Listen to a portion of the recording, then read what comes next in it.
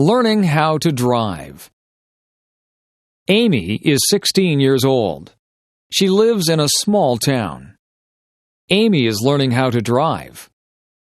Amy's dad is giving her lessons. Amy's dad's name is Howard. Amy has had 3 lessons. Amy and her dad argue during the lessons. Amy's mom is giving her driving lessons. Amy's mom's name is Jane. Jane has given Amy a lesson.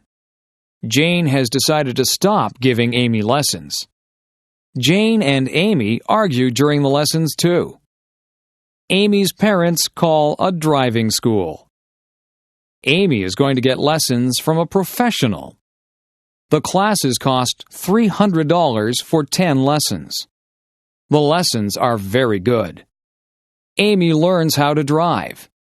Amy gets her license.